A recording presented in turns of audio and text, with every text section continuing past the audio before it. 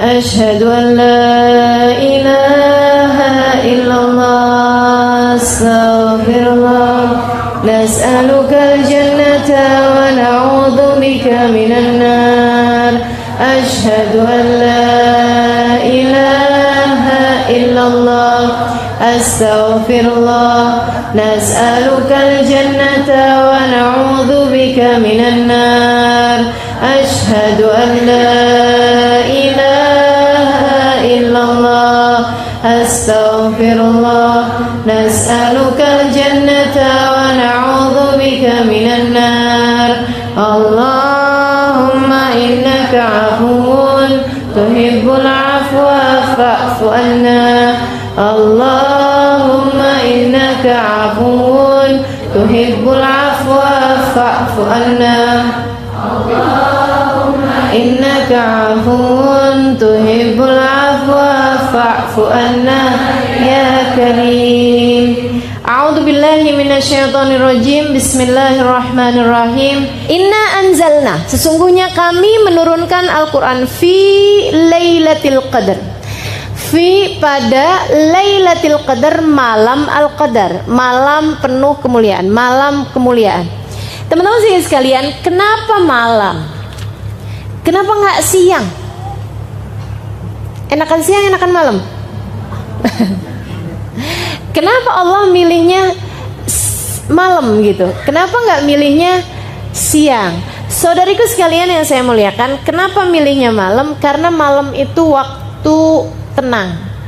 Sehingga kalau kemudian diturunkan sesuatu, dibacakan sesuatu, lebih jelas kedengarannya daripada ketika siang. Dan karena hati pada waktu-waktu, terutamanya waktu malam yang udah jelang-jelang subuh gitu ya, itu lebih siap untuk mendapati hal-hal yang berbau gaib, berbau bukan gaib apa ya, spirit rada nyeremin gitu ya, berbau gaib, berbau ini ya, pemaknaan gaib saya, pemaknaan gaib Arab, bahasa Arab dengan pemaknaan gaib bahasa Indonesia ini rada beda loh, iya kan? Sama kayak pemaknaan alim buat Arab sama alim buat Indonesia. Kalau orang alim Arab itu artinya ilmuwan, artinya orang berilmu. Tapi kalau alim kita orang soleh, orang baik, nggak neko-neko gitu ya, nggak macem-macem. Alim bener dia gitu kan. Nah itu jadi pemaknaannya memang beda gitu. Sama halnya dengan gaib ini ya. Saya kalau membahasakan alam gaib itu artinya adalah alam gaib, alam yang tidak terlihat tapi sesuatu yang bagus, sesuatu yang indah, sesuatu yang agung. Alimul ghaibi wasyahadah. Allah Subhanahu wa taala adalah zat yang mengetahui sesuatu yang rahasia, yang enggak terlihat, yang gaib, wasyahadah dan yang terang-terangan. Tapi rahasia di situ itu, yang gaib itu di situ adalah suatu hal yang indah gitu, suatu hal yang bagus gitu kan. Nah, kalau di Indonesia nih kayak gaib tuh kayak hantu. Ya, mistis itu tadi ya. Baik, ini mau pakai istilah Arab apa istilah Indonesia? Arab aja, baik. Teman-teman sekalian, kenapa malam? Karena malam itu lebih tenang. Karena malam itu hati lebih layak. Nggak ketemu orang, nggak ngobrol orang, nggak banyak orang, kita adep-adepan. Sehingga nih hati ini lebih layak untuk diturunkan segala kebaikan-kebaikan yang tidak kasat mata. Jadi banyak hal-hal yang diturunkan dari hal-hal kebaikan, ilmu laduni, misalnya gitu ya. Apa tuh ilmu laduni? Ilmu yang nggak pakai belajar. Keterbukaannya ilmu futuh namanya, gitu ya. Kemudian ada lagi kewalian, kemuliaan yang Allah kasih, rizki-rizki batin, gitu ya. Sifat-sifat baik, gitu. Penerimaannya taubat dan lain sebagainya, itu banyak sekali yang diturunkannya pada waktu malam. Pada waktu malam. Makanya Allah menyebutkannya dengan waktu malam. Inna anzalnahu fi lailatul qadar. Teman-teman saya sekalian yang saya muliakan, ma'uqidatil wilayah illa fi jawfil lail. Katanya para ulama, tidak diberikan makom kewalian kecuali pada waktu malam. Jadi kalau yang sepanjang malamnya tidur, jangan ngerasa-ngerasa jangan-jangan saya waliullah. Yang ada wali murid ya. Ya Allah, teman-teman sekalian gitu. Jadi diangkatnya para wali-wali itu adalah pada waktu malam. Termasuk juga walinya setan selain bulan Ramadan ya. Kan setan juga punya aulia, punya wali-wali, punya kekasih-kekasih. Itu juga diangkatnya pada waktu malam. Makanya praktek-praktek dukun emang siang-siang gitu nggak ada, malam-malam pasti, ya kan ya? Emang saya tahu, nggak tahu saya, cuman selalunya kan digambarkan memang pada waktu malam. Pada waktu malam itu mereka bikinnya tuh kan pakai asap-asap yang busuk ya, bukan yang wangi ya. Kalau yang wangi itu malah justru mendatangkan malaikat rahmatnya Allah Subhanahu wa taala. Kayak gitu. Jadi teman-teman saudaraku sekalian, segala kebaikan, segala keburukan itu banyaknya hal-hal yang gaib, hal-hal yang tidak tampak mata, kebanyakannya pada waktu malam. Siapa yang pengen dapat kebaikan, silahkan bangun pada waktu malam. Gitu kan ya? Silahkan. Siapa yang pengen dapetin keburukan dengan berkawan dengan setan-setan dan jin-jin, itu ngelamar pekerjaannya juga pada waktu malam juga gitu. Cuman yang itu di kuburan, kalau yang itu di atas jadah ya, insyaallah ya. Inna anzalnahu fi lailatul qadar. Sungguhnya kami turunkan Al-Quran fi lailatul qadar, pada malam Al-Qadar. Teman-teman sekalian, masalahnya sekarang adalah bahwa malamnya menurut waktu mana? Nih. Soalnya kalau di kita sekarang sedang siang nih, di waktu yang sama nih, ini nih sedang ada yang malam. Bener gak? Di Amerika sana lagi pada malam nih, jam segini. Kan ada yang di Indonesia sama di jaraknya bedanya 12 jam ya. Berarti kita di kita jam 11 siang, di sana jam 11 malam gitu. Ada juga yang masih subuh, ada juga yang udah sore gitu. Kan buminya putar terus. Ini waktunya ngikutin waktu mana nih? Lailatul Qadar nih ngikutin waktu mana nih? Teman-teman sekalian, kalau Lailatul Qadar di zamannya Nabi Muhammad alaihissalam, itu maka perhitungan Lailatul Qadarnya adalah mengikuti waktunya Nabi Muhammad yang diturunkan kepadanya Al-Quran. Gitu. Nah, malaikat Jibril nurunin, bacain Al-Quran pada waktu malam. Malamnya siapa? Malamnya Nabi Muhammad sallallahu alaihi wasallam. Tapi yang sekarang ini ada hilafiah di antara para ulama. Apakah malamnya itu mengikuti waktunya sana, ataukah malamnya mengikuti waktunya kita? Ini banyak ulama mengatakan mengikuti waktunya orang yang mengerjakan ibadah tersebut, karena karamnya Allah, kemuliaannya Allah adalah sangat luas.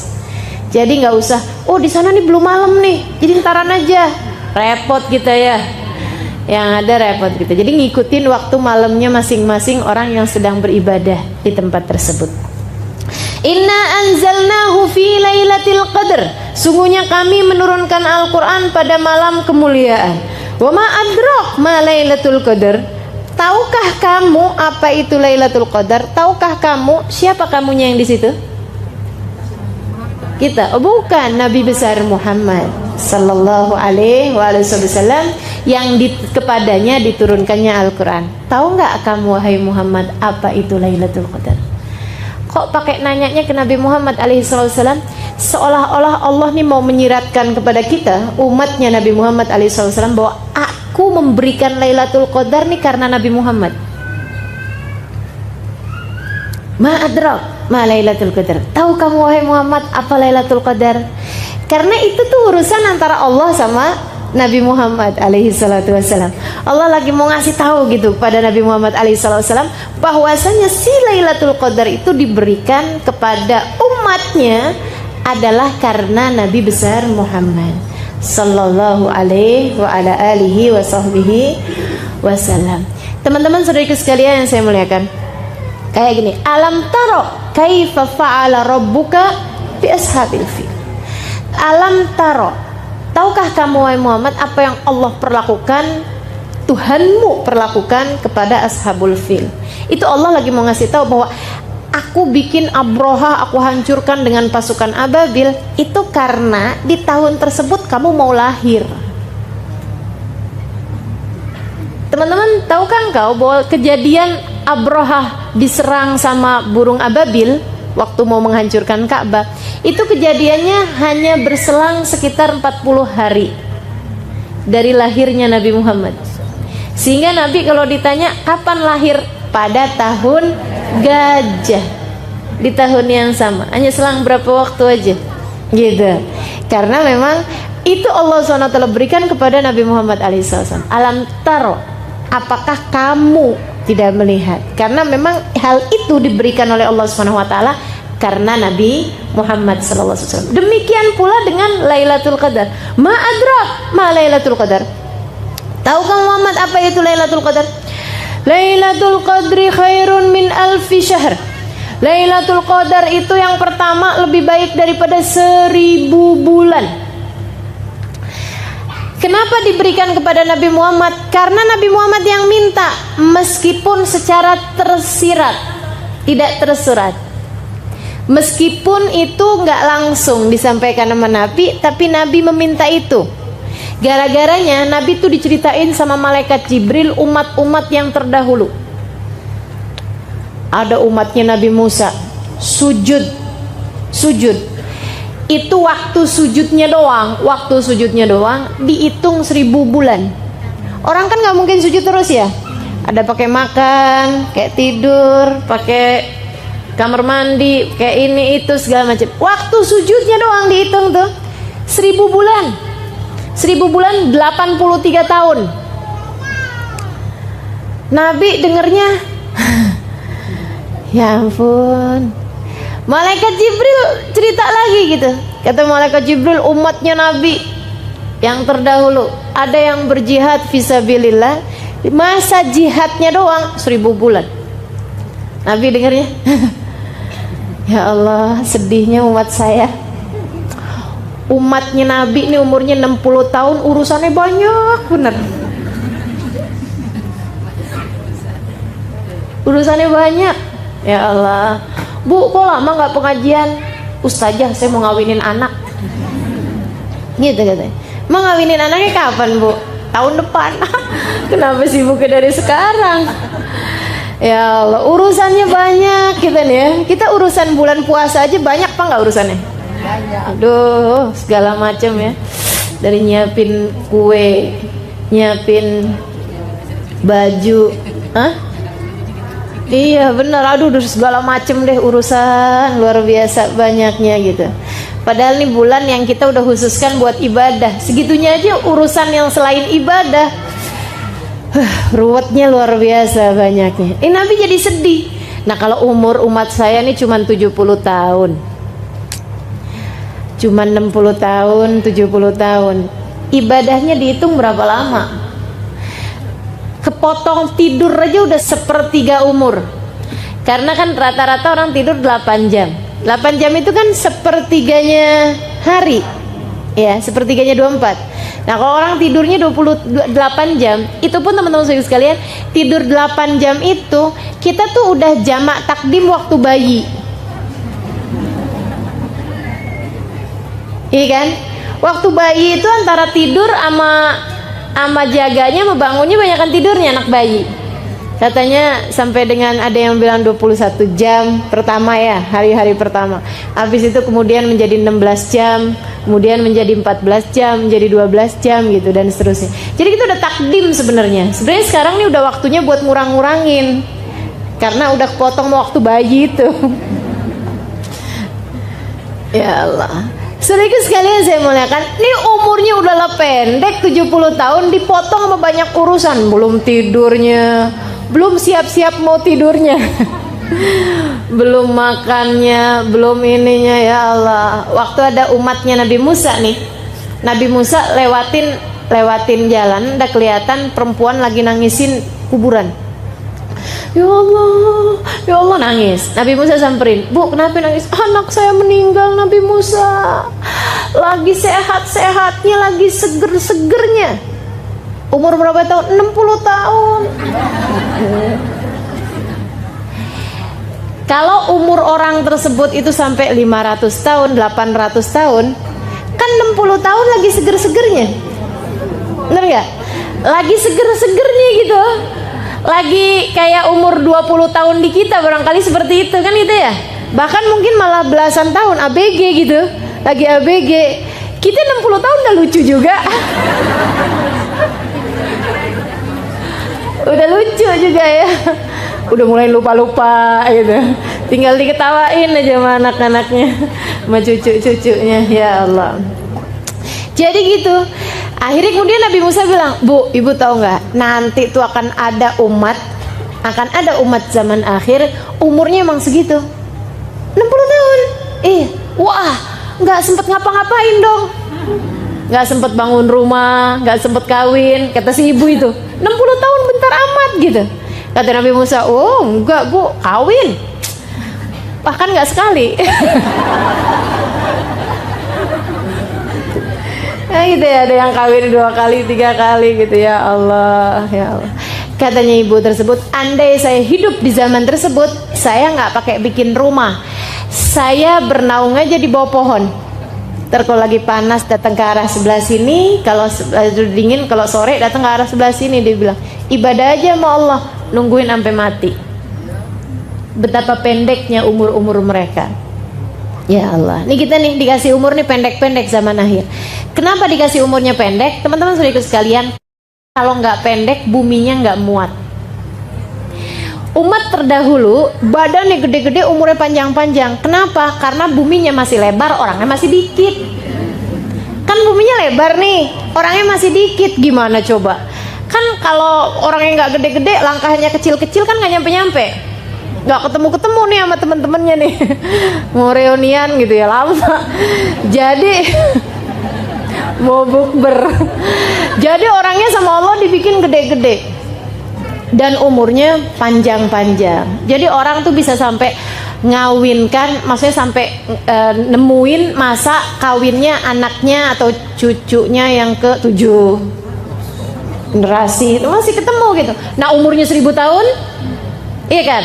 Umurnya 800 tahun kan keburu tuh, sampai ngeliatin cucu yang ke-7 generasi keberapa tuh masih kelihatan gitu. Nah ini teman-teman, iya kalau ulang tahun ya. Kepikir aja nih si ibu, bosen kali ulang tahun lagi gitu ya, ulang tahun lagi. Iya, wow udah nggak dikasih kado tuh kayaknya, udah kelamaan. Teman-teman sedikit sekalian saya muliakan. Habis gitu kemudian tambah orangnya tambah banyak, tambah banyak, tambah banyak, tambah banyak. Apalagi sekarang udah banyak, udah padat bener kan. Gitu. Nah ini kalau kemudian orangnya umurnya panjang-panjang, buminya nggak muat, iya nggak? Makanya kemudian harus ada yang meninggal. Maka umur umat tambah ke belakang tuh tambah semakin pendek-pendek, tambah semakin pendek-pendek. Nabi Muhammad bilang, "A'mar ummati ma baina 60 wa 70." Umur umatku ini antara 60 sampai dengan 70 tahun. Wa qalil man yujawiz 80. Dikit banget yang lebihin 80 tahun.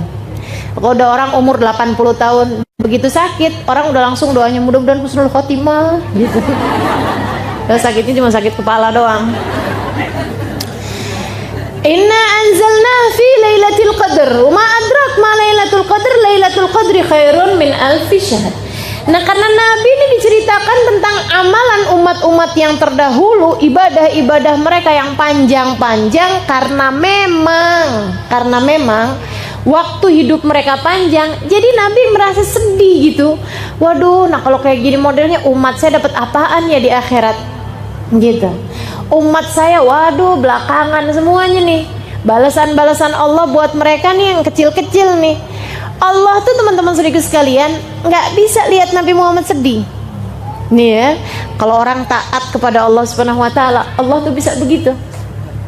Allah tidak bisa melihatmu sedih kalau kita berada dalam jalan taat. Kalau kita berada dalam jalan takwa pada Allah Subhanahu wa taala, Allah tidak bisa melihat air mata kesedihan jatuh dari pipimu. Kenapa kamu? Oh, dijahatin sama siapa? Ma itu. Oh, gitu. Gitu ya, dihindarkannya kita dari segala hal yang membuat kita sedih. Tapi kalau kitanya jalan taat kita nggak tempuh, ya mau gimana? Nabi Muhammad alaihissalam jalan taat terus. Jadi Allah ngelihatnya, kenapa Muhammad sedih? Umur umat saya pendek-pendek, ya Allah. Oh, tenang. Bukan umurnya kemudian dipanjang-panjangin, bukan. Akan tetapi Allah kemudian melipat gandakan amal, sehingga Allah mengatakan Lailatul Qadri khairun min alfi syahr. Sesungguhnya malam Al-Qadar itu lebih baik daripada 1000 bulan. Artinya siapa yang ibadah di situ seperti beribadah 83 tahun alias 1000 bulan. Kita nggak usah perlu ngabisin waktu 1000 bulan, nggak usah. Cukup ketemu malam Al-Qadar itu aja, langsung teman-teman saudaraku sekalian copy paste 1000 bulan. Yang kita kerjakan malam itu sama malaikat langsung di copy paste 1000 bulan, 83 tahun. Bahkan bukan 1000 bulan tapi khairun, lebih baik. Berapa kelebihannya? Wallahu a'lam. Allah yang memberikan sesuai dengan kemurahannya Allah. Ada yang 1000 bulan ditambahin 500 bulan. Ada barangkali yang 1000 bulan ditambahin 1 bulan. Ada yang ditambahin, tergantung dari kemurahannya Allah Subhanahu wa taala. Saudariku sekalian yang saya muliakan, ibadah malam itu doang. Jadi nih, kalau kita malam Lailatul Qadar kita sholat taraweh. Seperti sholat taraweh setiap malam selama 1000 bulan. Jelas ya? Siapa yang baca Al-Quran dari jam 10 misalnya sampai dengan jam 12 malam, itu seperti membaca Al-Quran setiap jam 10 sampai jam 12 malam selama 1000 bulan, selama 83 tahun lebih. Gitu. Langsung copy paste yang kita lakukan tersebut menjadi 1000 bulan. Makanya hati-hati, jangan sampai pas Lailatul Qadar kita lagi ngomel, di copy paste omelan semua, gak asik bener ya. Seperti ngomel 1000 bulan, nggak asik. Ya Allah, ya Allah. Itu Lailatul Qadar khairun min alfi syahr. Teman-teman, ini Lailatul Qadar buat siapa sih? Buat kita lah. Buat kita, umatnya Nabi Muhammad alaihissalam. Ada sebagian orang tuh yang kalau membahas Lailatul Qadar kayaknya tuh yang saya dapat Lailatul Qadar, ya nggak mungkin lah, kayak gitu.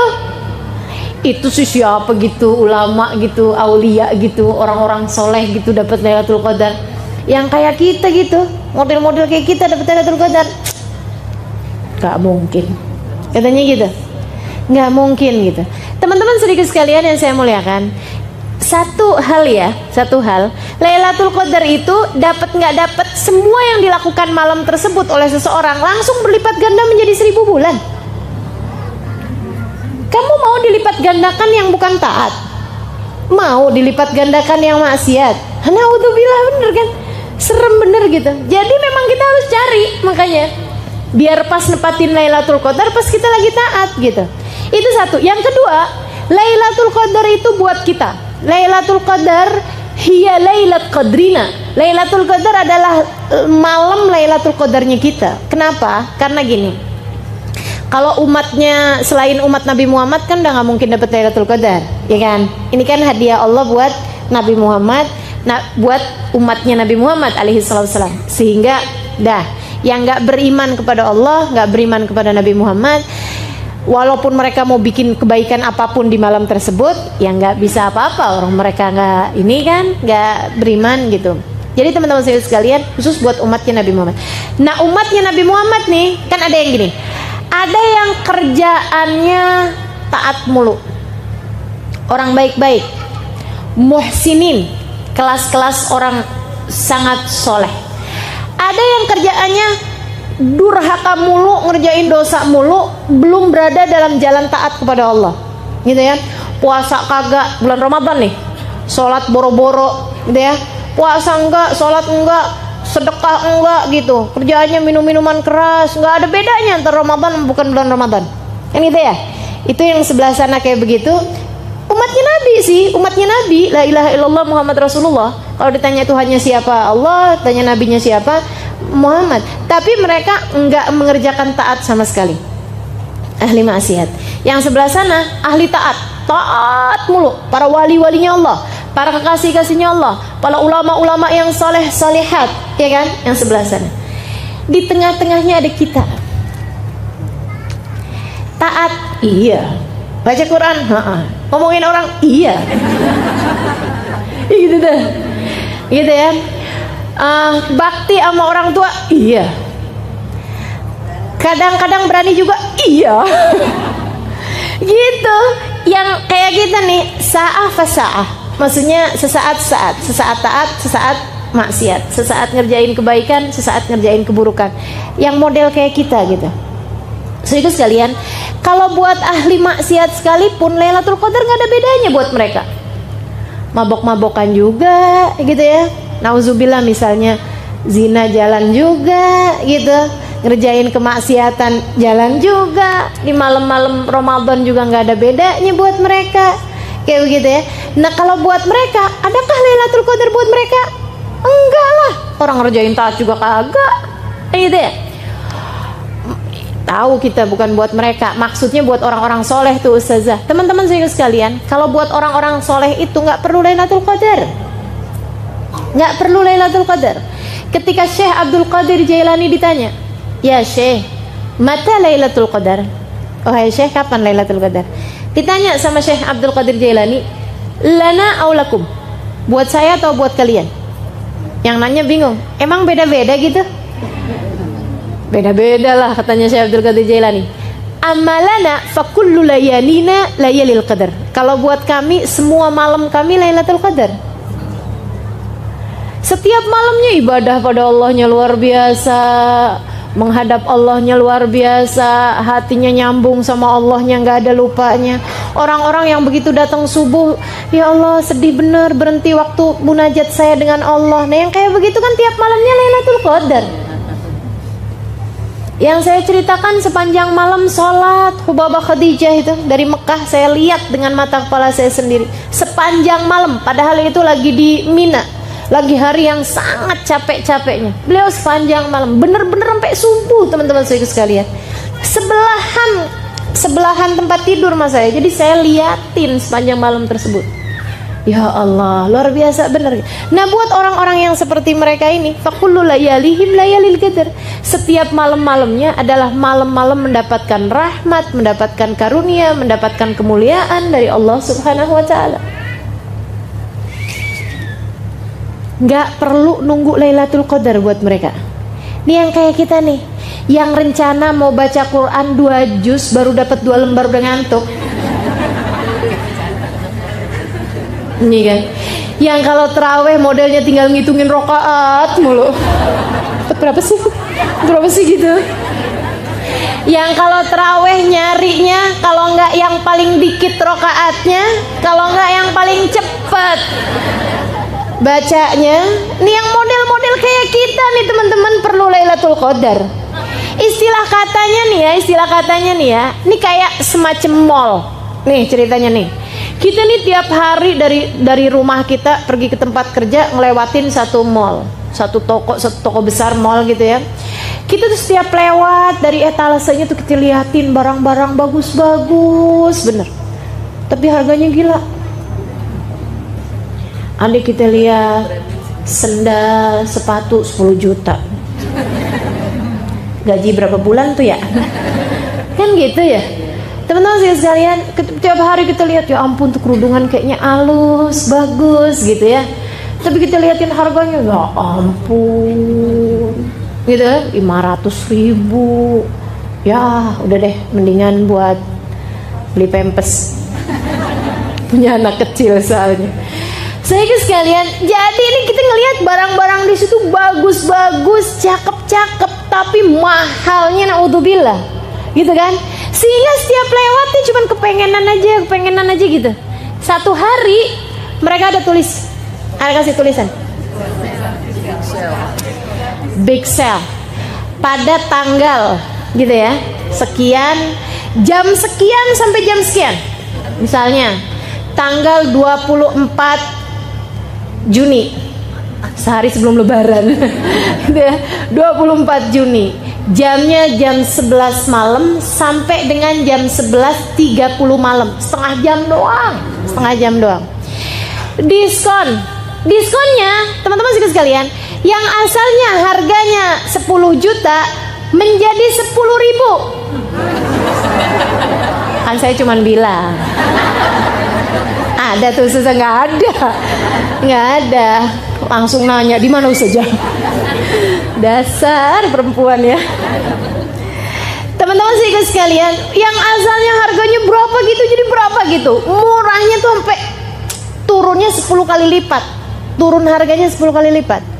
Ini kita langsung akan yang, oh ya hari itu saya ngapain, rencananya mau mudik, nggak jadi, batal mudik gitu ya, atau apapun gitu, kita akan usahakan apapun yang hari-hari itu kita akan datengin tempat tersebut, karena kita pikir kalau hari-hari biasa orang-orang kaya itu nggak usah pakai nungguin jam itu, mereka emang bisa kebeli mahal-mahal gitu, ada duitnya. Nah orang-orang kaya kita nih kan gitu ya, yang sekalian nggak pernah tertarik sih nggak masalah, cuman yang kayak saya nih yang setiap lewat kepengen kan gitu ya. Ya ampun, cuman itu kesempatannya, ngantri deh. Kalau perlu ngantri dari beberapa jam sebelumnya gitu ya, pokoknya yang penting bisa kebeli itu barang-barang. Nah itu teman-teman sekalian, seperti itulah kira-kiranya Lailatul Qadar. Dilipat gandakan, bukan hanya menjadi berlipat ganda 1000 kali lipat, bukan, tapi seperti 1000 bulan. Jadi lipat ganda 1000 dikali lagi 30, karena kan isinya sebulan adalah 30 kali 1000 kali 30. Belum tertarik juga? Muslimkah Anda? Kan gitu jadinya. Mukminkah Anda? Umat Nabi Muhammadkah kamu kalau belum juga tertarik sama Lailatul? Maka Lailatul Qadar adalah Lailat Qadrina, adalah Lailatul Qadarnya kita. Yang buat yang kayak kita mesti cari kasih-kasihnya Allah Subhanahu wa taala. Mereka nggak perlu Lailatul Qadar untuk dapat rahmatnya Allah, untuk dapat kelipatan amal. Kan gitu ya. Kalau dibilangin seperti sholat 1000 rakaat, mereka mah nggak pakai seperti, teman-teman. Mereka sih emang ngerjain sholatnya 1000 rakaat. Nah kalau kayak kita kan perlu yang seperti bener gak? Yang kayak kita nih sholatnya sih 10 rakaat tapi seperti 1000 rakaat, kan kita yang carinya kan yang begitu gitu. Nah itu Lailatul Qadar tuh seperti itu, seperti beribadah 1000 bulan. Insya Allah. Lailatul Qadri khairun min alfi syahr. Itu aja belum. Tanazzalul malaikatu warruhu fiha. Pada malam tersebut turun. Tanazzalul malaikah ay tatanazzalul malaikah. Maksudnya turun daf'atan ba'da ukhra, rombongan demi rombongan malaikat. Nah yang disebut malam tuh dari kapan ke kapan sih? Jadi saya waktu kecil dulu punya anggapan bahwa Lailatul Qadar tuh kejadiannya beberapa menit di sebagian malam. Dulu saya pikir begitu. Pas Lailatul Qadar, pas ada beberapa menit gitu terjadi Lailatul Qadar. Enggak gitu teman-teman. Lailatul Qadar itu dari maghrib sampai subuh. Itu Lailatul Qadar. Sebab yang namanya malam itu hitungannya adalah dari ghurubus syams, dari maghrib gitu ya, sampai ke tulu'ul fajr as-shadiq, sampai ke datangnya waktu subuh gitu. Yang kita nggak puasain tuh itu namanya malam. Tsumma atimmus syiyama ilal lail. Kemudian sempurnakanlah puasa kalian dari pagi itu, dari terbit fajar sampai ke malam. Kapan malam? Yaitu maghrib itu adalah waktunya malam sampai ke datangnya waktu subuh. Itu terjadi Lailatul Qadar sepanjang malam. Apa aja yang terjadi pada malam tersebut? Amal ibadah langsung berlipat ganda. Ditandainya dengan apa? Tanazzalul malaika. Tanazzal, turun rombongan demi rombongan para malaikat. Jadi dari awal maghrib tuh malaikat turun, malaikat turun, terus terus aja gitu, ampe sayapnya malaikat, kepak-kepak sayap malaikat, kabarnya susun-susun dari langit bumi ini sampai ke batasan yang tidak ada habisnya. Sayyidina Ali meriwayatkan dari hadisnya Nabi Muhammad SAW, katanya Nabi, malaikat itu sampai yadur baina sufufil muslimin, sampai desek-desekan, jumlahnya malaikat itu sampai desek-desekan di antara soft-softnya orang Islam. Jadi ini kalau ada sholat tarawih pas malam Lailatul Qadar, yang hadir 1.000 orangnya, malaikatnya bisa 3.000, 5.000 gitu, sampai desek-desekan malaikatnya menghadiri sholat tersebut. Bukan mau sholat, bukan, cuman mau hadirin, menyaksikan orang-orang yang sholat. Seorang ulama mengatakan, di salah satu kitab tafsir mengatakan bahwasanya jumlahnya malaikat yang diturunkan Allah pada malam tersebut lebih daripada jumlahnya kerikil di atas muka bumi ini. Ka'adadil hasa, seperti jumlahnya kerikil yang ada di atas muka bumi ini. Berapa banyak? Waduh, banyaknya luar biasa. Tanazzalul malaikatu. Wah, mereka jadi saksi siapa aja yang ibadah pada malam tersebut. Jadi kalau di malam itu min kulli amrin, kata Allah, waruh, dan malaikat Jibril ikutan turun juga. Ada juga yang mengatakan ruh itu nama malaikat, ada nama malaikat namanya malaikat ar-ruh, gitu ya. Banyakan pendapat sih mengatakan bahwa ar-ruh yang dimaksud di situ adalah malaikat Jibril. Malaikat Jibril turun juga fiha pada malam tersebut biidzni rabbihim, dengan perintah dari Tuhan mereka, dengan perintah dari Allah Subhanahu wa taala, min kulli amrin, menyelesaikan urusan mereka. Urusan mereka menjadi saksi-saksi ibadahnya kita di atas muka bumi. Teman-teman saudara sekalian, saya kalau ingat ini nih mikirnya gini, ya Allah, Allah tuh ya bikin Lailatul Qadar udah ampe serepot itu. Maksudnya ampe sesibuk itu, ampe sepenting itu, gitu ya. Kalau kemudian kitanya cuman nonton TV, ini kan kayaknya, ya Allah, aku udah turunin sampai segala malaikat buat jadi saksi kamu ngerjain kayak beginian. Kitanya tidur, nggak ada apa-apanya, nggak ada gerak sama sekali. Maksudnya nggak kepikiran hal-hal yang berbau kebaikan, gitu ya. Kan rasanya kan kayak ngenes bener. Nanti kalau dibuka tayangannya nih kita di akhirat, oh ya Allah nyeselnya. Aduh tuh coba aja tuh. Jangan sampai terjadi yang seperti itu. Mari pergunakan Ramadan yang kali ini, jangan sampai kelewatan. Dari di saat terjadi Lailatul Qadar, kita sedang berada dalam taat pada Allah Subhanahu wa taala. Saudaraku sekalian, berlipat ganda 1000 bulan. Itu ya. Kemudian yang berikutnya lagi adalah ibadah kita disaksikan oleh ribuan malaikat. Yang mana malaikat tersebut akan memintakan ampun dosa-dosa kita. Ketika kita lagi istighfar, diistighfarin sama malaikat. Ketika kita lagi mohon ampun, dimohon ampunkan sama mereka. Maksudnya dimintakan ampunan kepada Allah. Ketika kita sedang meminta hajat-hajat kita, diaminkan doa-doa kita oleh mereka. Para malaikat-malaikatnya Allah yang jumlahnya sangat banyak tersebut itu. Min kulli amrin, untuk menyelesaikan urusan-urusan mereka, menjadi saksi-saksi Allah di atas muka bumi. Karenanya siapa yang malam tersebut kemudian baca istighfar, diaminkan oleh para malaikat, dimohonkan ampun oleh para malaikat, kata Nabi Muhammad SAW, man qama lailatul qadar ghafarallahu lahu ma taqaddama min dhanbi. Siapa yang pas malam Lailatul Qadar dia beribadah, dia mohon ampun, dia sholat, dia ngerjain kebaikan-kebaikan, Allah akan ampuni seluruh dosa-dosanya yang telah lalu. Jadi nggak nunggu sebulan penuh, nggak. Dapat Lailatul Qadar 1 itu doang, udah kelar urusannya. Dosa kita diampuni, dikasih jalan takwa sama Allah Subhanahu wa taala. Masya Allah, jangan sampai kelewatan. Min kulli amrin.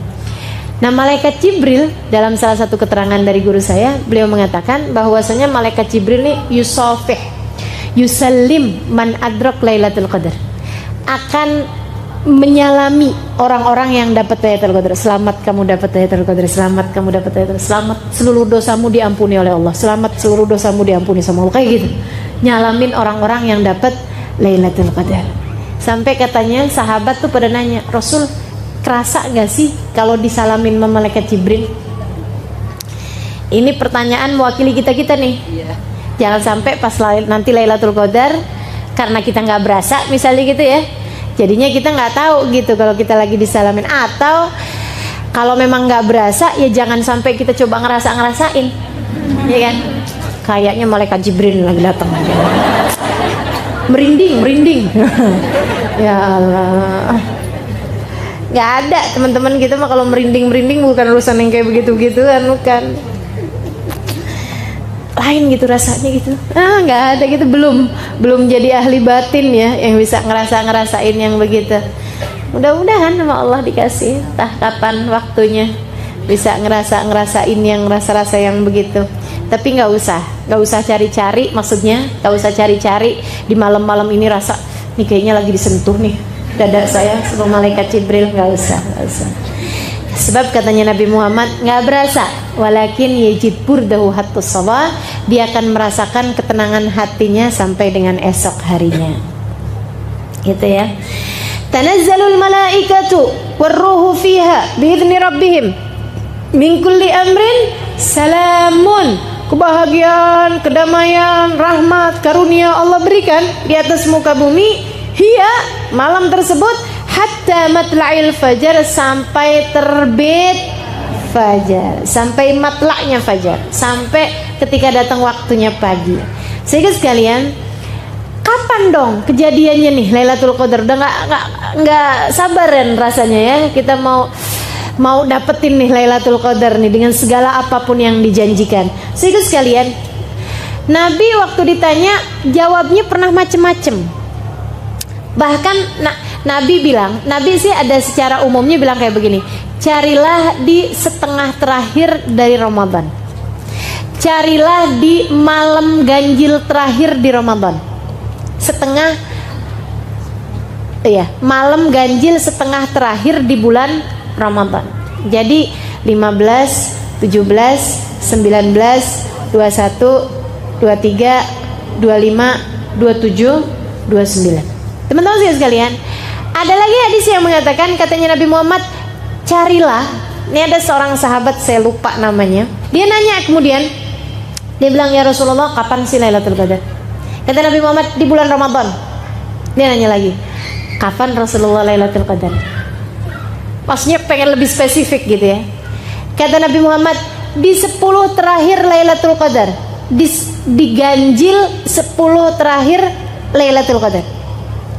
Dan jangan nanya lagi, kata Nabi Muhammad, 10 Ramadan terakhir gitu ya, 10 Ramadan terakhir tapi malam ganjilnya. Terus dia nanya lagi, Rasul kapan sih Lailatul Qadar? Biar lebih enak gitu ya nyarinya. Kata Nabi Muhammad, carilah di 7 hari terakhir dari malam Ramadan. Gitu. Tapi ada hadis juga yang waktu Nabi Muhammad ditanya, kata Nabi Muhammad, dia malam 17. Ada juga yang mengatakan dia malam 27. Dan Nabi gitu. Ada juga yang mengatakan dia malam 29. At-tasi'at wa 20 gitu. Ala kulli hal, para ulama kemudian mengambil pendapat, katanya Imamul Haddad dalam kitabnya Nasaih ad-Diniyah, beliau mengatakan kalau begitu modelnya berarti Lailatul Qadar itu berkemungkinan terjadi berbeda-beda setiap tahunnya. Mungkin di malam itu yang Nabi Muhammad ditanya malam 17, kan gitu ya. Mungkin sudahnya itu Nabi Muhammad tanya malam 27. Akan tetapi kemungkinan terbesarnya terjadi adalah pada salah satu dari 5 ganjil terakhir di bulan Ramadan, 21, 23, 27, 25, 27, 29. Udah segitu aja tuh, kan gampang bener.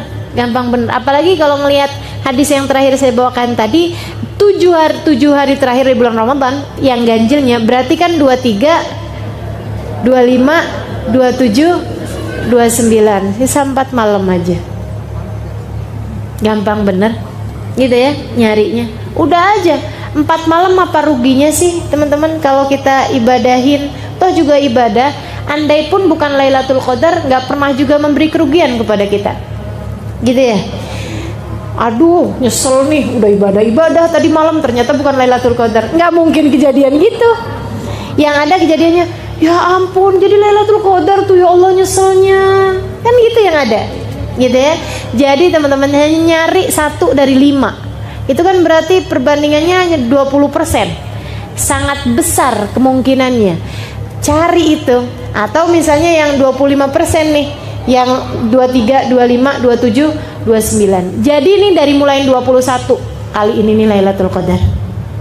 Gitu ya. Nanti yang 23 kayaknya ini Lailatul Qadar.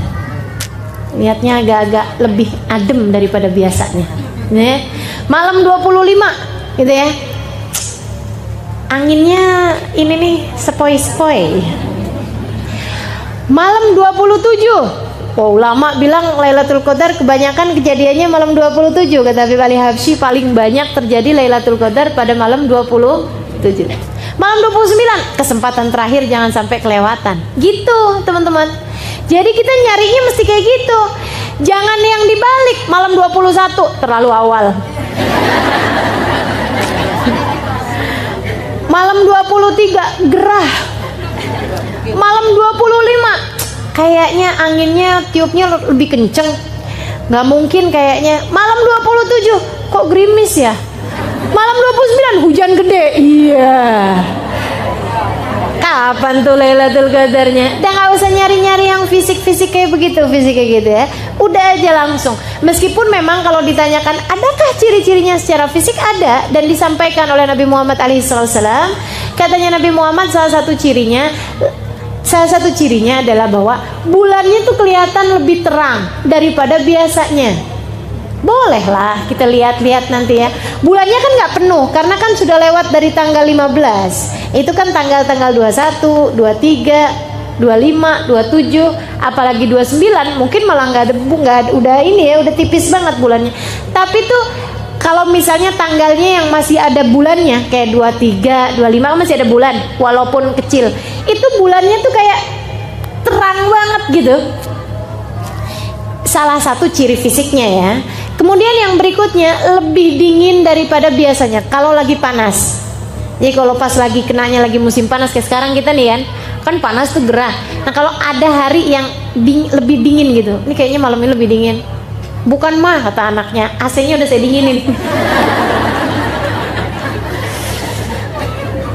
Kemudian yang ketiganya adalah kalau ada angin, anginnya itu tiupnya nggak kenceng, maksudnya sepoi-sepoi kayak gitu ya. Itu salah satu dari ciri-cirinya Lailatul Qadar. Kemudian lagi yang terakhirnya malah justru kelihatan besok paginya. Dan ini sepakat. Ada banyak hadis yang mengatakan hal yang sama. Jadi kelihatan besok paginya saat matahari terbit, laisa fiha syu'a. Si mataharinya terbitnya enggak punya cahaya. Mataharinya tuh terbitnya tuh kayak sendu gitu ya, kayak mendung-mendung tapi nggak mendung gitu, kayak nggak kelihatan bentuk mataharinya bulat tuh nggak gitu, temaram gitu. Itu pagi-pagi saat matahari terbit sampai entaran jam berapa, jam 9, jam 10 baru kelihatan terang kayak gitu. Kenapa? Nabi nggak nerangin kenapa, tapi saya pernah dapat keterangan dari guru saya kenapa mataharinya itu tidak terlihat terang ke bumi. Karena cahaya matahari tertutup dengan kepak-kepak sayap malaikat yang kembali naik ke atas langit. Ya Allah, kalau aja kita bisa lihat, tapi kita nggak usah cari lihat, ya, nggak usah kepengen lihat. Kayak apa nih? Jangan juga cari-cari. Siapa tahu saya kapan-kapan bisa lihat kepak-kepak sayap malaikat, gitu. Nah, itu ya. Kalau itu kejadiannya misalnya malam 21 tadi malam, pagi-paginya udah kayak begitu. Jangan jadiin putus asa. Oh berarti tadi malam udah ya udah deh kalau gitu nggak usah ibadah lagi. Nggak gitu, jangan. Siapa tahu itu mendung biasa. Siapa tahu itu memang mataharinya kayak begitu. Ntar liatin lagi, ntar jangan-jangan ada lagi yang kayak gitu, gitu kan? Jadi tetaplah beribadah. Toh juga hanya mencari 1 dari 5 malam.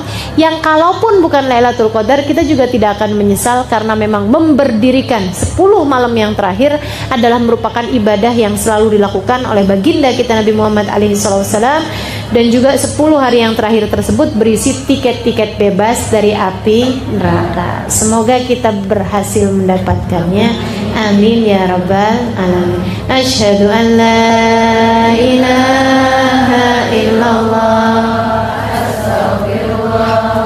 nas'alukal jannata wa na'udzubika minan nar.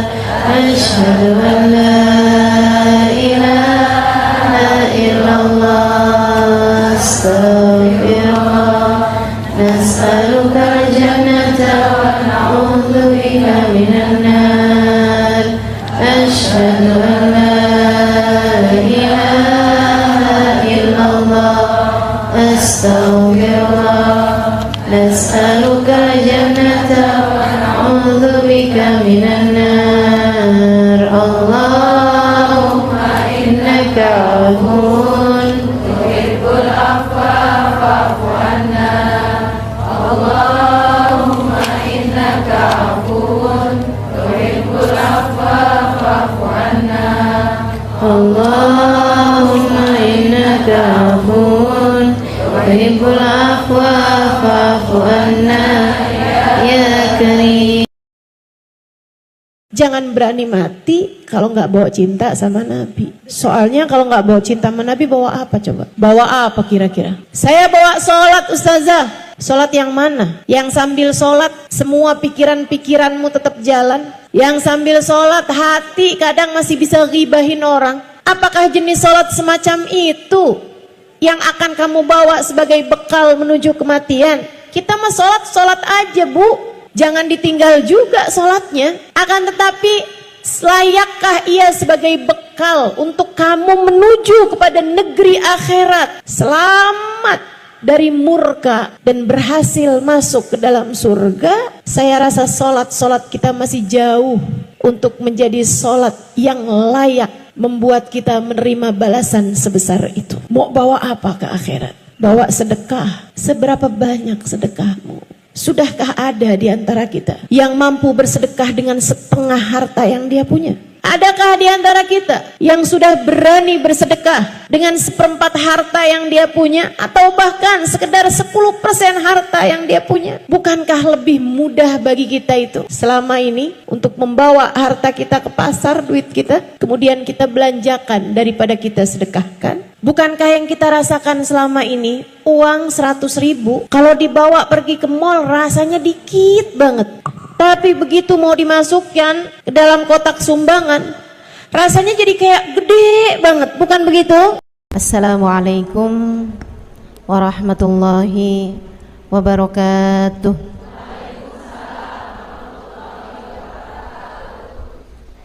Alhamdulillah, wassalatu wassalamu ala rasulillah Muhammad ibn Abdillah wa ala alihi wa sahbihi wa man wala. Subhanaka la ilma lana illa ma 'allamtana innaka antal alimul hakim. Rabbi shrah li sadri wa yassir li amri wahlul 'uqdatan min lisani yafqahu qawli, amma ba'du. Baik, sebelum kita mulai, kita akan baca niat belajar bersama-sama. Mudah-mudahan ilmunya nanti sekali lagi jadi ilmu yang manfaat buat kita sekalian. Bismillahirrahmanirrahim. Nawaitu ta'allum wa ta'lim wan naf'a wal intifa' wal mudzakarah wat tadhkir wal ifadah wal istifadah wal hidza ala tamassuk bi kitabillah wa sunnati rasulillah sallallahu alaihi wa alihi wa sallam wa du'a ilal huda والدلالة على الخير ابتغاء مرضاته وقربه وثوابه وحسن الخاتمة مع اللطف والعافية وصلاح العاقبة برحمتك يا أرحم الراحمين. إلى حضرة النبي محمد صلى الله عليه وسلم وآله وصحبه وأزواجه وذريته وأهل بيته وسلم وجميع الأنبياء والمرسلين والملائكة أجمعين أن الله يغفر لهم ويرحمهم ويعلي درجاتهم في الجنة وينفعنا بركاتهم وأسرارهم وأنوارهم وعلومهم ونفعاتهم في الدين والدنيا والآخرة. Al-Fatihah, baca bersama-sama. A'udzu billahi minasyaitonir rajim. Bismillahirrahmanirrahim. Alhamdulillahi rabbil alamin. Arrahmanir rahim. Maliki yaumiddin. Iyyaka na'budu wa iyyaka nasta'in. Ihdinas siratal mustaqim. Siratal ladzina an'amta 'alaihim ghairil maghdubi 'alaihim waladdallin. Amin. Taqabbalallahu minna wa minkum, taqabbal ya karim.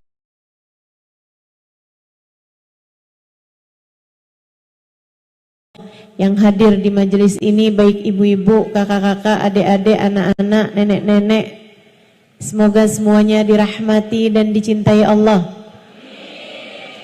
Semoga semuanya disayangi dan disyafaati Rasulullah Baginda Muhammad sallallahu alaihi wa ala alihi wa sahbihi wasallam, sehingga mudah-mudahan di hari akhirat nanti Allah perkenankan kita ada dalam rombongan Nabi besar Muhammad,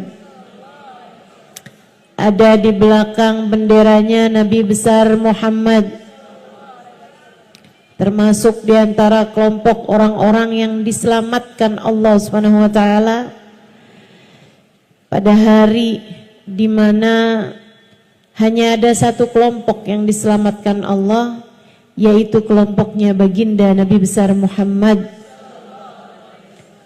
yang kata beliau Adam wa man dunahu tahta liwa'i yaumal qiyamah. Nabi Adam dan nabi-nabi yang sesudahnya hanya akan berada di belakang benderaku di hari akhirat nanti. Maka yang ada di belakang Nabi adalah kelompok yang selamat. Siapa yang ada di belakang beliau? Para nabi-nabinya Allah. Siapa yang ada di belakang beliau? Para rasul utusan Allah. Siapa yang ada di belakang Nabi Muhammad? Para wali-walinya Allah Subhanahu wa taala. Syekh Abdul Qadir Jailani, Al-Faqih Al-Muqaddam Muhammad bin Ali Ba'alawi, Rabi'atul Adawiyah, sebut nama wali semuanya hanya akan berada di belakang Nabi besar Muhammad. Siapa yang ada di belakang Nabi Muhammad? Para sahabat-sahabat Nabi besar Muhammad sallallahu alaihi wasallam. Sayyidina Abu Bakar ada di belakang Nabi, Sayyidina Umar, Sayyidina Uthman, Sayyidina Ali, Zubair bin Awam, Khalid bin Walid, Zaid bin Haritha, Usama bin Zaid, para sahabat-sahabat Nabi besar Muhammad sallallahu alaihi wa ala alihi wasallam hanya akan berada di belakangnya Nabi besar Muhammad. Siapa yang ada di belakang Nabi Muhammad? Alun Nabi sallallahu alaihi wasallam, keluarga Nabi sallallahu alaihi wasallam. Sayyidah Fatimah, Sayyidah Zainab, istri Nabi Muhammad, Sayyidah Khadijah, Sayyidah Aisyah, Sayyidah Sofia, Sayyidah Hafsah, Sayyidah Salamah, semuanya akan ada di belakang Nabi Muhammad. Cucu-cucu Nabi Muhammad, Sayyidina Hasan, Sayyidina Husain, Sayyidina Ali Zainal Abidin, Sayyidina Muhammad Al-Baqir, Sayyidina Musa Al-Kadhim, Sayyidina Al-Muhajir Allah Ahmad bin Isa, para habaib-habaib yang mulia, semuanya akan berada di belakangnya bendera Nabi besar Muhammad. Maka orang soleh dari zaman Nabi Adam sampai zaman akhir, yang solehnya semua hanya akan jadi pasukan, rombongan di bawah kepemimpinan Nabi besar Muhammad. Artinya kalau kita, kalau kamu, kalau saya tidak ada dalam rombongannya Nabi Muhammad, artinya kita tidak termasuk di antara mereka yang selamat. Kita nggak bisa bilang saya nggak harus ada di belakangnya Nabi kok. Saya maunya adanya di belakangnya Imam Ghazali. Imam Ghazalinya ada di belakang Nabi Muhammad. Artinya kalau kamu tidak mau ada di belakang Nabi Muhammad, kamu adanya di belakang Fir'aun, adanya di belakang Abu Lahab, adanya di belakang Abu Jahal, adanya di belakang Namrud, Haman, adanya ikutan sama pasukannya iblis al-la'in. Saudaraku sekalian saya muliakan, cuman ada dua kelompok. Kelompok yang selamat ada di belakang Nabi Muhammad, kelompok yang tidak selamat ada di belakang orang-orang yang dimurka oleh Allah Subhanahu wa taala, yang Allah sebut dengan siratal ladzina an'amta alaihim, kelompoknya Nabi Muhammad, maghdubi alaihim waladdallin, kelompok-kelompok yang tidak berada di belakangnya Nabi besar Muhammad. Semoga kita semua, anak-anak kita, cucu-cucu kita, orang tua kita, suami kita, semua orang-orang yang kita sayangi, semuanya tidak terhalang dari berada dalam rombongan Nabi besar Muhammad.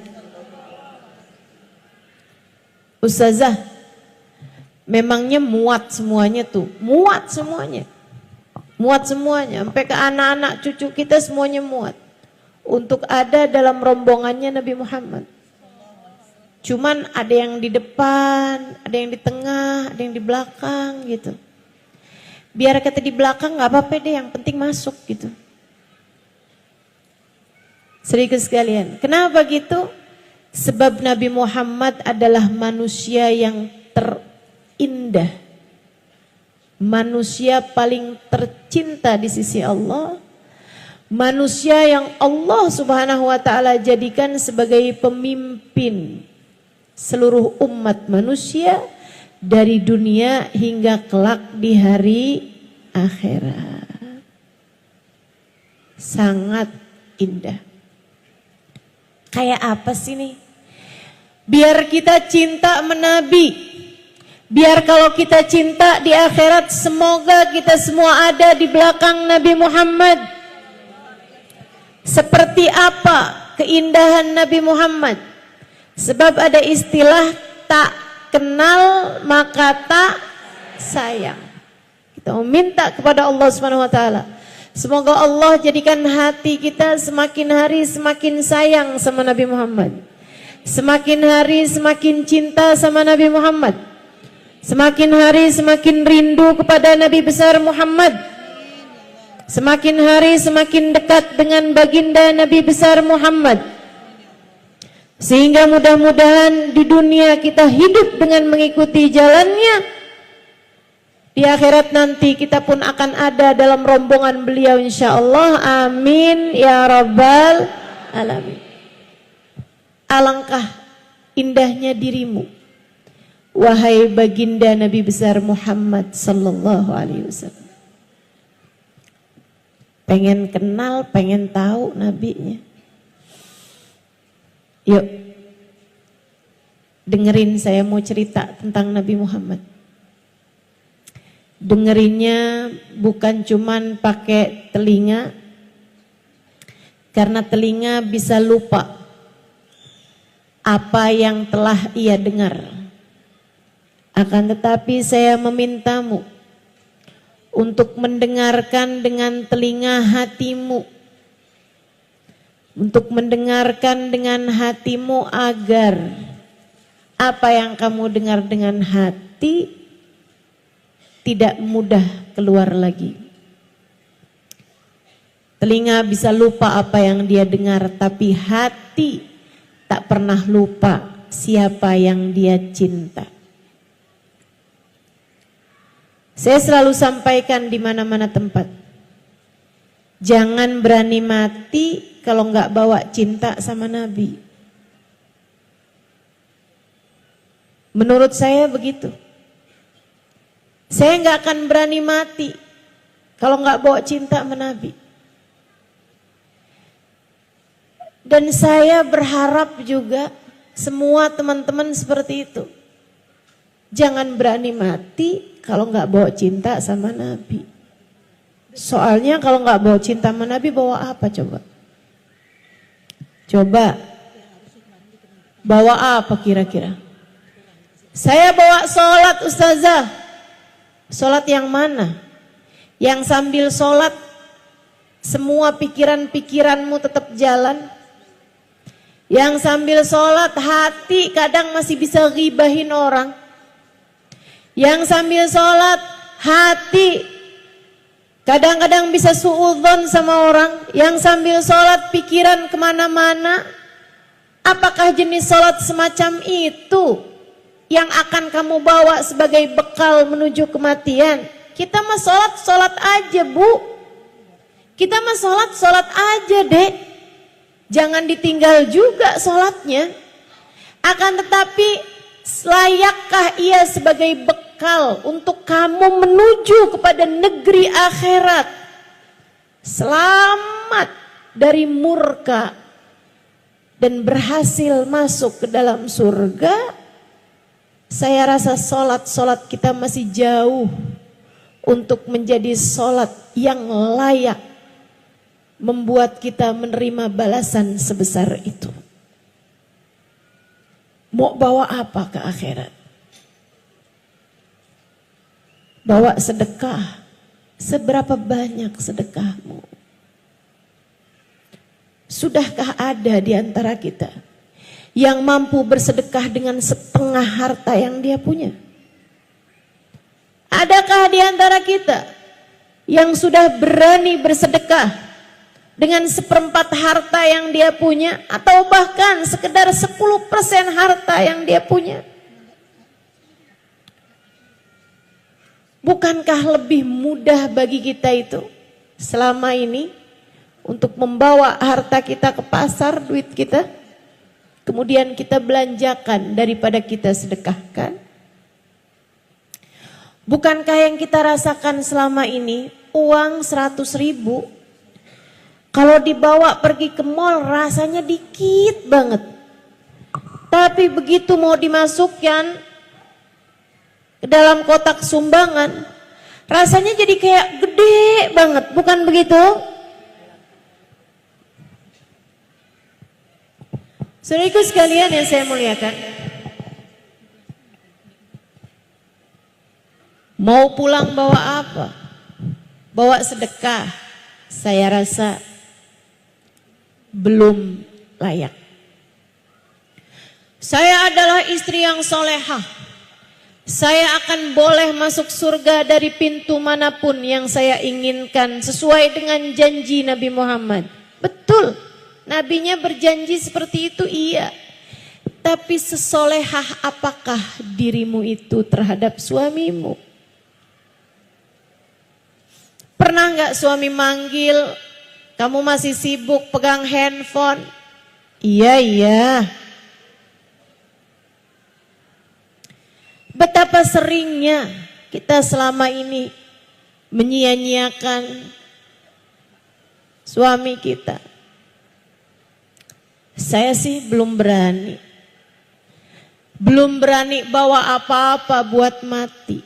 Satu-satunya harapan saya, satu-satunya andalan saya, satu-satunya tabungan saya, satu-satunya simpanan saya adalah baginda Nabi besar Muhammad, yang dalam keadaan apapun selalu berkata, ummati, ummati, ummati. Yang dalam keadaan seganas apapun, sedahsyat apapun, se-ekstrim apapun, Nabi tak pernah lupa kepada kita umatnya. Kita hanya perlu memastikan bahwasanya saat kita mati nanti, ada cinta di hati kita kepadanya, kita bawa masuk ke dalam alam kubur kita. Kita bawa masuk untuk perpisahan kita dengan dunia yang fana ini. Saudaraku sekalian saya muliakan, kita pengen tahu nih nabinya kayak apa. Biar gede cinta kita kepadanya, biar semakin besar sayang kita padanya. Saudaraku sekalian, katanya sahibul maulid ad-dibai, kana sallallahu alaihi wasallam ahsanan nasi khalqan wa khuluqa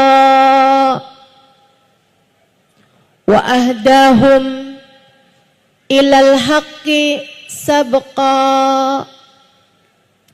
Nabi Muhammad sallallahu alaihi wasallam adalah manusia yang paling indah, paling cakep. Apanya? Khalqan, penciptaannya, fisiknya, zahirnya, wa khuluqan, dan akhlaknya, kepribadiannya, karakternya, hatinya, zahir, batin, semuanya paling indah, paling cakep. Apanya? Mukanya paling cakep, badannya paling cakep, bentuk tubuhnya paling cakep, akhlaknya juga paling cakep, senyumnya paling cakep, tatapan indahnya paling cakep, semuanya cakep. Sallallahu alaihi wa ala alihi wa sahbihi sallam. Katanya Sayyidina Sayyidina Hasan bin Thabit alaihi ridwanullah, seorang pujangga Arab. Beliau mengatakan tentang Nabi Muhammad, wa ahsanu minka lam tara qattu ainu wa ajmal minka lam talidin nisa'u wa ajmalu minka lam tara qattu ainu wa ahsanu minka lam talidin nisa'u. Kata beliau, yang lebih cakep darimu wahai Nabi, mustahil ada mata manusia siapapun yang pernah memandangnya. Tak akan pernah ada mata memandang wajah lebih indah daripada wajahnya Nabi besar Muhammad. Wa ahsan minka, yang lebih baik darimu wahai Nabi, lam talidin nisa'u, tidak akan pernah dilahirkan seorang wanita. Khuliqta mubarra'an min kulli aibin ka'annaka qad khuliqta kama tasha'u. Engkau wahai Nabi terlahir tanpa cela. Engkau wahai Nabi terlahir tanpa ada kurangnya. Engkau wahai Nabi Muhammad terlahir tanpa memiliki aib. Ka'annaka qad khuliqta kama tasha'u, seolah-olah engkau lahir sesuai dengan pintamu. Kalau ada orang sebelum lahir boleh pesan dulu. Kamu misalnya sebelum lahir nih, kamu ditanya duluan, kamu pengen mata kayak gimana? Pengen hidung kayak gimana? Pengen mulut kayak gimana? Pengen badan kayak gimana? Itu yang akan lahir yang seperti Nabi Muhammad SAW. Kayak boleh dapat pesen gitu. Nabi kita Muhammad SAW, keindahan beliau. Nabi Muhammad kulitnya putih. Bukan putih kayak putih pucat gitu, bukan. Putih kemerahan. Apabila beliau sedang malu atau sedang marah, ada semburat merah di pipi beliau sallallahu alaihi wasallam. merona merah pipi beliau sallallahu alaihi wa ala alihi wasallam. Wajahnya lebih kebulat daripada memanjang. Para sahabat meriwayatkan, kami kalau melihat Nabi lebih kebayangnya kepada bulan purnama. Alisnya seperti nun, hidungnya seperti alif, bibirnya seperti mim. Saudaraku sekalian, alfiyul anfi, mimiyul fami, nuniyul hajib. Hidungnya seperti alif, kecil, mancung, tinggi. Gak kayak saya.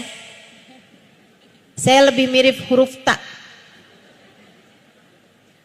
Lebar dan berbaring. Alhamdulillah. Gak apa-apa. Yang beginian ini kita gak harus contoh. Gak harus, oh Nabi mukanya kayak gitu, saya pengen juga ah. Nabung, pergi ke dokter, operasi plastik. Biar hidungnya kayak hidung Nabi, huruf alif. Alisnya kayak alis Nabi, huruf nun yang terbalik. Bibirnya penuh, merah. Saya sulam aja deh kalau gitu. Nggak perlu. Kita nggak perlu. Nggak perlu mencontoh wajah Nabi besar Muhammad sallallahu alaihi wa ala alihi wasallam. Yang kita perlu adalah mencontoh akhlak beliau sallallahu alaihi wasallam. Yang perlu kita contoh adalah cara Nabi Muhammad mempergunakan matanya, mempergunakan hidungnya, mempergunakan telinganya. Itu yang perlu kita contoh. Akan tetapi masalah bentuk secara fisik bukan merupakan sunnah yang perlu kita ikuti. Saudaraku sekalian yang saya muliakan, Nabi besar Muhammad sallallahu alaihi wasallam giginya putih, kecil-kecil. Nabi Muhammad alaihi salatu wasallam, gigi beliau itu ada gingsulnya karena peristiwa perang. Ya, pernah di saat perang Uhud, itu gigi beliau kena pukul sehingga ada yang jatuh giginya dan juga ada yang giginya jadi gingsul. Alaihi salatu wasallam. Nabi kita Muhammad sallallahu alaihi wasallam bulu matanya lentik. Rambut beliau ikal, tidak lurus, tidak juga keriting. Sampai dengan beliau wafat di usia 63 tahun, hanya ada beberapa lembar rambut putih di rambut beliau, sisanya semuanya hitam. Nabi Muhammad matanya jernih, hitam-hitamnya sangat hitam, putih-putihnya sangat putih. Mata beliau sampai dengan tuanya tidak ada urat-urat di matanya, tetap bening seperti bayi baru dilahirkan. Nabi kita Muhammad alaihi salam tangannya berisi. Sahabat meriwayatkan, saya pernah kepegang segala macam kain-kain yang lembut-lembut, bahkan sutra. Akan tetapi saya tidak pernah menyentuh sesuatu yang lebih lembut daripada kulit Nabi besar Muhammad sallallahu alaihi wasallam. Saudaraku sekalian saya muliakan, Nabi Muhammad jalannya tegap. Beliau tidak sangat tinggi, tidak pendek tentu saja. Nabi Muhammad tidak besar, gemuk, tidak juga kurus tentu saja. Nabi Muhammad proporsional, akan tetapi meskipun beliau bukan yang paling tinggi, dimanapun saja beliau berada bersama dengan para sahabat-sahabatnya, selalu yang terlihat lebih dulu adalah wajah indah Nabi besar Muhammad sallallahu alaihi wasallam. Jadi mau lagi kumpul berapa ribu orang juga, ada di antara mereka yang tinggi-tinggi juga, mata tuh kalau udah ada kumpulan, ada nabinya, pasti yang kelihatan duluan adalah Nabi besar Muhammad. Idza jalasa fi majlisihi baina ashabihi ka'annahul qamar bainal anjumiz zuhur. Nabi kalau sedang kumpul bersama dengan para sahabat-sahabatnya seperti purnama di antara bintang gemintang di angkasa di kala malam. Kalau lagi ada purnama, bintang-bintang di sekitarnya kelihatan, tapi kecil-kecil. Cahaya paling terang adalah cahayanya Nabi besar Muhammad. Mudah-mudahan Allah izinkan mata kita meski penuh dosa ini untuk suatu hari nanti dapat memandang wajah indah Nabi besar Muhammad sallallahu alaihi wa alihi wasallam insyaallah. Amin ya rabbal alamin. Para sahabat meriwayatkan, faqad ra'ayna wa ma ra'ayna ajmal wa abha wa akthar ibtisaman min Rasulillah sallallahu alaihi wasallam. Kami udah lihat banyak orang, udah ketemu banyak orang. Kami tidak pernah melihat seseorang dengan senyum lebih indah, dengan senyum lebih menawan, dan dengan senyum lebih banyak daripada baginda Nabi besar Muhammad. Ma tahaddatsa bihaditsin illa wattabassam. Tidaklah Nabi mengucapkan satu ucapan, melainkan ucapannya selalu diiringi dengan senyuman. Nabi itu ketemu sama siapa aja, senyuman duluan tersungging dari wajah indah beliau. Ini bisa kita contoh, yang ini bisa kita contoh. Bu, kalau ketemu anak senyum napa? Anak tuh kangen loh disenyumin sama ibunya. Biar kalau kamu gak ada nanti, anak setiap ingat kamu kebayang senyummu. Jangan sampai kamu meninggal dunia, anak kalau ngebayangin kamu lagi marah mulu. Gak enak dikenang sebagai tukang marah-marah. Alangkah indahnya kalau kita dikenang sebagai seseorang yang senantiasa tersenyum ketika berjumpa dengan siapapun. Para istri, belajar senyum di hadapan suami. Kamu kok aneh, suamimu seneng sama perempuan lain, sementara kamu tiap ketemu sama suami gak pernah senyum? Suami mana yang senang dicemberutin? Atau nih, kamu senyumnya hanya pada tanggal-tanggal tertentu. Kalau tanggal tua suka rada susah disuruh senyumnya. Yuk belajar dari Nabi besar Muhammad sallallahu alaihi wasallam. selalu tersenyum pada siapapun. Bahkan kepada anak-anak, bahkan kepada nenek-nenek, bahkan kepada orang-orang tua, kepada siapapun. Bahkan kepada pendosa, bahkan kepada orang kafir yang menyakiti beliau. Senyum beliau tak pernah hilang, teman-teman saudaraku sekalian.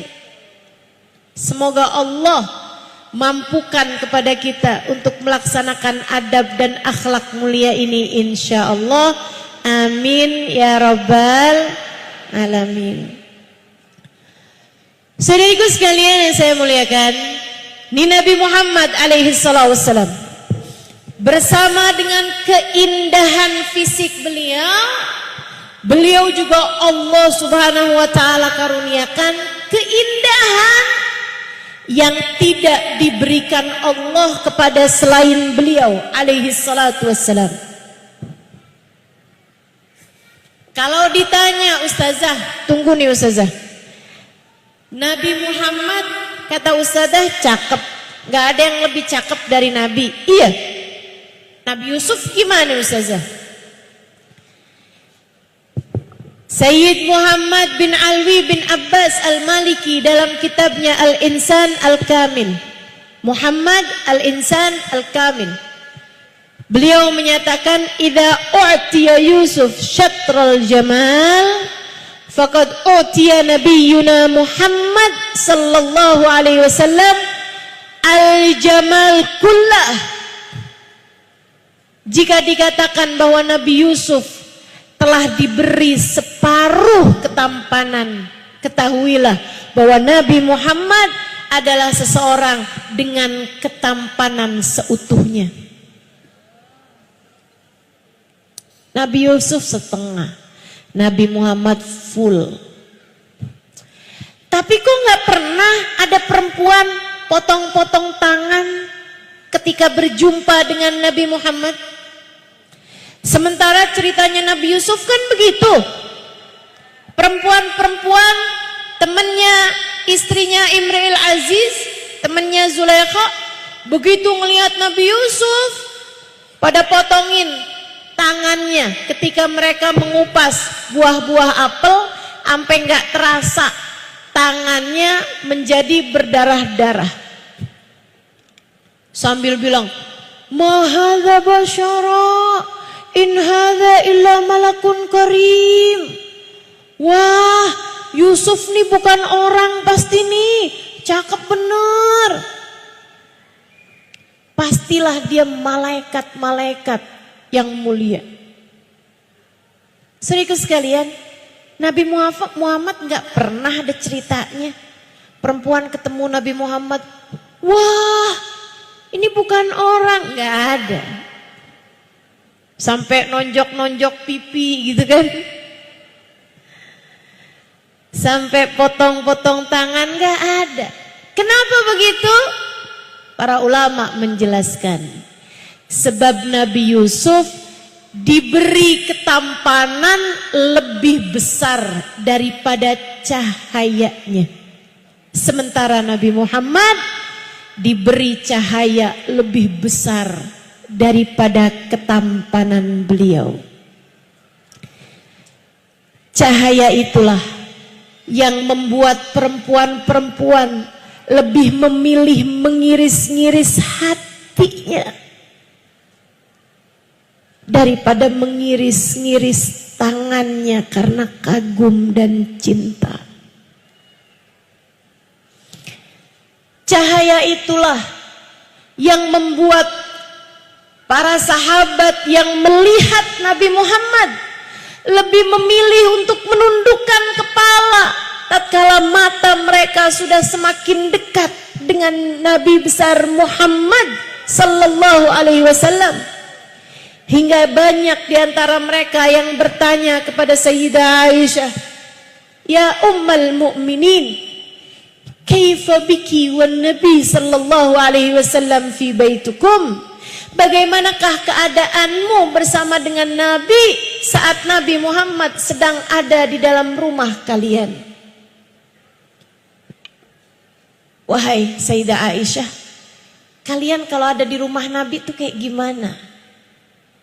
Sayyidah Aisyah mengatakan, innahu ka'ahadikum yukallimuna wa nukallimuh wa yudahikuna wa nudahikuh wa yara annahu idha adzana muadzin qama min bainina ka'annahu la ya'rifuna wa la na'rifuh. Para sahabat bertanya, bagaimana dirimu ketika Nabi ada di rumah kalian? Karena kami kalau di hadapan Nabi Muhammad, ka'anna ala ru'usina thair, kayak ada burung di atas kepala kami. Kami takut burungnya terbang kalau kami mengangkat kepala, sehingga kami pasti akan memilih menundukkan kepala kami di hadapan kewibawaan dan cahaya Nabi besar Muhammad. Sayyidah Aisyah menjawab, Nabi sama saja dengan seseorang di antara kalian. Di rumah Nabi mengajak kami bicara, kami pun mengobrol dengan Nabi Muhammad. Kami mengajak beliau bercanda, beliau pun juga seperti itu mengajak kami bercanda. Hanya bedanya apabila terdengar suara adzan, Nabi akan segera berdiri dari antara kami seolah-olah beliau tidak mengenal kami dan kami tidak mengenal beliau. Udah urusan sama Allah, urusan sholat dah ditinggal semuanya sama Nabi besar Muhammad sallallahu alaihi wasallam. Ini juga ya, kalau ada orang bilang hidup tuh yang penting punya cinta sama Nabi, nggak usah sholat. Orang kalau udah punya cinta sama Nabi pasti dapat syafaat Nabi, nggak perlu sholat. Ini orang rada. Teman-teman, Nabi loh yang ngajarin kita. Idza adzana muadzin qama min bainina ka'annahu la ya'rifuna wa la na'rifuh. Kata Sayyidah Aisyah, lagi bicara, lagi ngobrol, lagi enak-enak ngerjain apapun, makan atau apa, begitu kedengar suara adzan, Nabi akan segera berdiri seolah beliau tidak mengenal kami, seolah kami tidak mengenal beliau. Tidak ada orang lebih jaga syariat agama Allah daripada Nabi Muhammad. Dan itu yang diajarkan kepada kita, teman-teman saudaraku sekalian. Karenanya kita jalanin syariat agama Allah dengan menupuk cinta pula, sambil menumpuk cinta di hati kita untuk kita bawa pulang ke negeri akhirat nanti. Cinta kepada baginda, manusia terindah yang pernah ada di atas muka bumi ini. Sallallahu alaihi wa ala alihi wasallam. Saudara sekalian yang saya muliakan, ini ketampanan Nabi. Dan sekali lagi, selain daripada dikaruniai Allah ketampanan semenawan itu, Nabi Muhammad dikaruniai kelebihan-kelebihan yang Allah tidak berikan kepada selain Nabi Muhammad. Apa contohnya? Tahukah kamu?